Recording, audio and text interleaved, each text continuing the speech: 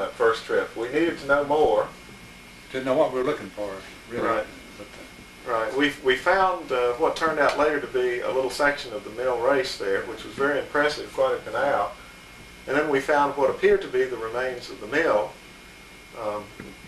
just the sections where the dam met the bank, and apparently where the mill wheel sat.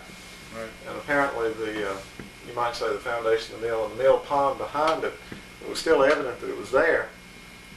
But we wanted to go back and see if we could tie that canal to the mill pond. Yeah. And we also wanted to see if we could tie that, we wanted to tie the canal, I'll get it straight in a minute, to the mill pond, and then to see if we could tie the canal back upstream to where the old dam sat. Yeah. And so that was our objective. Mm-hmm.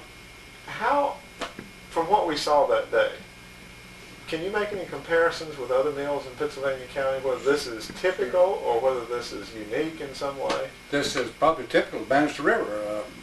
For example, White Falls Mill, just upstream about a mile, has a shallow dam up at the head of the falls, which this apparently does too, or I think you found later they did have.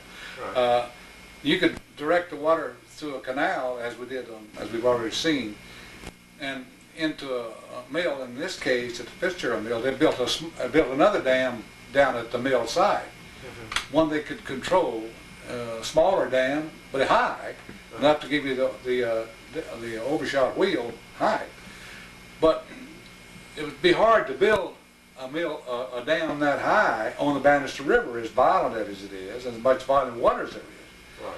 And you could build a small high dam, say 15 feet downstream at the mill, out of wood. You wouldn't get by with that on the Banister River. Okay. Now, that mill did disappear.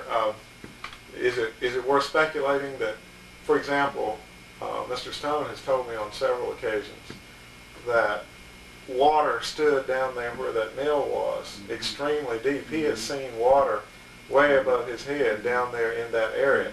So is it logical to assume that it washed away? I don't think that mill survived.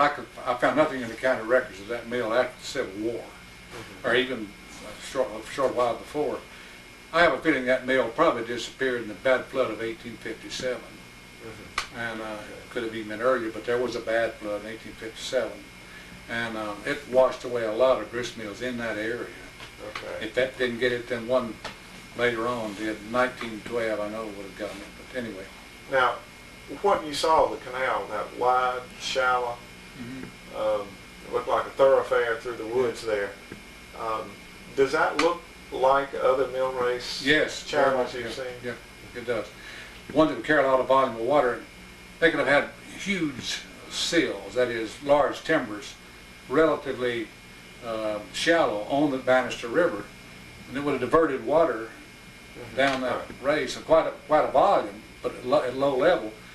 You could have got your level down below at a dam down there, a wooden dam, see, to give height for your water wheel.